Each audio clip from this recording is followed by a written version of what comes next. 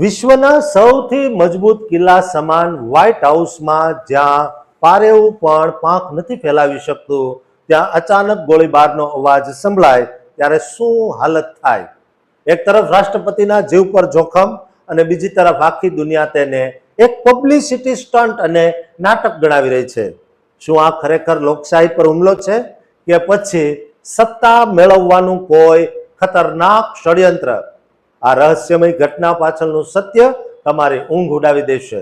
અત્યારે અમેરિકાના વ્હાઇટ હાઉસમાં બનેલી એક અત્યંત ચોંકાવનારી ઘટનાએ આખી દુનિયામાં સવાલોનો વંટોળ ઊભો કર્યો છે અને ખાસ કરીને સોશિયલ મીડિયા પર આ ઘટનાને લઈને જે રીતે ચર્ચાઓ થઈ રહી છે તે સાંભળીને તમે પણ દંગ રહી જશો. વ્હાઇટ હાઉસમાં આયોજિત કોરસ્પોન્ડન્ટ ડિનર દરમિયાન જ્યારે મેઇન બોલ રૂમની બહાર એક શખ્સે ગોળીબાર કરવાનો પ્રયાસ કર્યો ત્યારે સુરક્ષા એજન્સીઓના હોશ ઉડી ગયા. જોકે આ હુમલામાં રાષ્ટ્રપતિ ડોનાલ્ડ ટ્રમ્પનો આબાદ બચાવ થયો, પણ હવે લોકો આ ઘટનાની ગંભીરતા પર જ મોટા અને ખોટા સવાલો ઉઠાવી રહ્યા છે. સોશિયલ મીડિયા પર યુઝર્સ આને માત્ર એક હત્યાનો પ્રયાસ નથી ગણાવતા, પણ ઘણા લોકો તેને એક મોટો પબ્લિસિટી સ્ટન્ટ અને પૂર્વ આયોજિત ડ્રામા કહી રહ્યા છે. 13 જુલાઈ 2024ના રોજ પેન્સિલ્વેનિયાના બટલરમાં પણ ટ્રમ્પ પર આવી જ રીતે હુમલો થયો હતો, જેની યાદો હજી તાજી છે. અને આ ચૂંટણીની સભા હતી, બાદમાં ટ્રમ્પ જીતી ગયા હતા. ત્યારે આ બીજા હુમલાએ શંકાઓને વધુ મજબૂત બનાવી છે.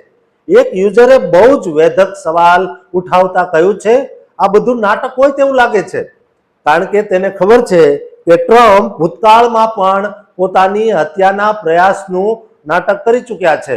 લોકો આને WWE ની ટ્રિક્સ સાથે સરખાવી રહ્યા છે, જેમાં પહેલા હુમલો થાય, પછી ટ્રુથ સોશિયલ પર ઉશ્કેરણીજનક પોસ્ટ કરવામાં આવે અને ત્યારબાદ બધો જ દોષ ડાબેરી વિચારધારાના લોકો પર ઢોળી દેવામાં આવે.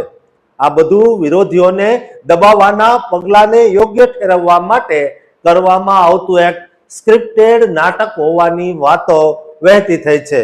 સૌથી મોટો પ્રશ્ન એ છે કે વ્હાઇટ હાઉસ જેવી જગ્યાએ સુરક્ષા વ્યવસ્થાના અનેક સ્તરો હોય છે અને આ હોટલમાં 7 સ્તરની ચક્રવ્યૂહ જેવી સુરક્ષા વ્યવસ્થા હતી અને ટ્રમ્પ સુધી પહોંચવા માટે અનેક મેટલ ડિટેક્ટરમાંથી પસાર થવું પડે.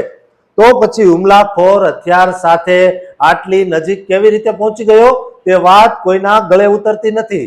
યુઝર્સ આને સાવ વાહિયાત અને નાટકીય ગણાવી રહ્યા છે, કારણ કે સુરક્ષામાં આટલી મોટી ખામી હોવી અશક્ય છે.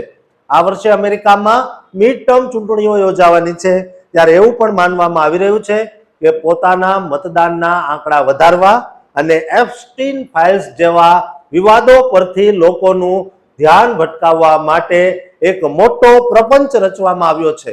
કેટલાક લોકો તો આમાં વિદેશી એજન્સીઓ જેવી કે મોસાદનો હાથ હોવાની શંકા પણ વ્યક્ત કરી રહ્યા છે. ટ્રમ્પને લોકો એક મોટા શોમેન તરીકે જોઈ રહ્યા છે, જે પોતાને પીડિત સાબિત કરીને લોકો પાસેથી સહાનુભૂતિ અને મોટું દાન મેળવવા માંગે છે. ટીકાકારો કહી રહ્યા છે કે તેમને કોઈની પરવા નથી અને આ માત્ર એક પબ્લિસિટી સ્ટન્ટ સિવાય બીજું કાંઈ નથી. હુમલાખોર કોણ હતો અને તે અંદર કેવી રીતે પહોંચ્યો તે હજુ પણ એક મોટું રહસ્ય છે. પણ આ ઘટનાએ અમેરિકાના રાજકારણમાં જે ગરમાવો લાવી દીધો છે તેની અસર આવનારા દિવસોમાં જરૂર જોવા મળશે. લોકો હવે એવું માનવા લાગ્યા છે કે સત્તા મેળવવા માટે કોઈ પણ હદ સુધી જઈ શકાય અને આ ગોળીબાર માત્ર એક રાજકીય હથિયાર હોઈ શકે છે. દોસ્તો, તમારું શું માનવું છે તે કોમેન્ટ જરૂર કરજો અને આ ચેનલને સબસ્ક્રાઇબ કરવાનું ચૂકતા નહીં.